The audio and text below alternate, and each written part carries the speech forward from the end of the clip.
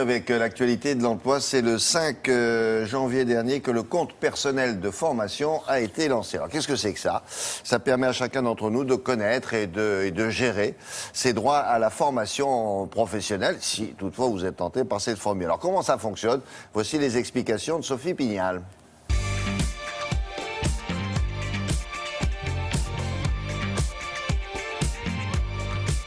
Inscrit dans la nouvelle loi sur la formation professionnelle, le compte personnel de formation est créé automatiquement à partir de votre numéro de sécurité sociale.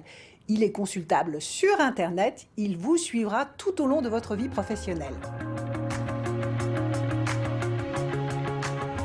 Le 5 janvier au soir, 80 000 personnes s'étaient déjà connectées et 27 500 avaient ouvert leur compte personnel de formation. C'est un accord national interprofessionnel qui a été adopté au mois de décembre de l'année dernière, qui a été transposé dans la loi au mois de mars 2014 et en 9 mois on est arrivé à permettre d'ouvrir le droit à la formation. Donc c'est une vraie réussite. À nous de continuer à l'amplifier pour que chaque actif dans ce pays soit persuadé qu'il pourra avoir demain un compte personnel qui lui permettra de se qualifier encore plus, d'avancer, changer, d'avoir des formations.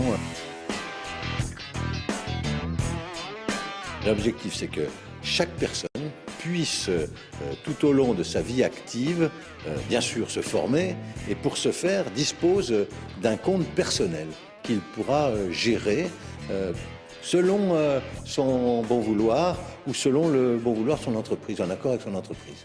Ce compte permet à chaque salarié d'acquérir dès l'âge de 15 ans jusqu'à la retraite un crédit de 24 heures de formation par an dans la limite de 150 heures.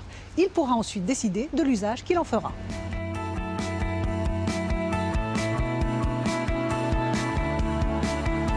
À raison de 24 heures par an, l'actif, même celui qui est en situation de chômage, accumule des heures de formation.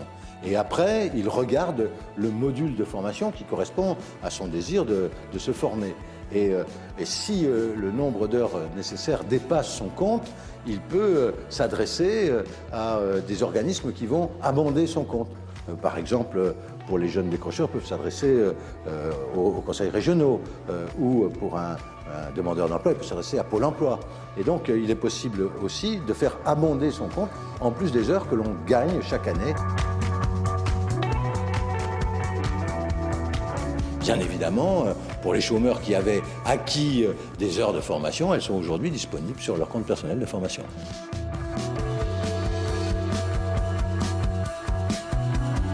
Vous souhaitez découvrir votre compte personnel de formation? Rien de plus simple, il suffit de vous connecter sur ce site internet. Peut-être avez-vous déjà des heures créditées?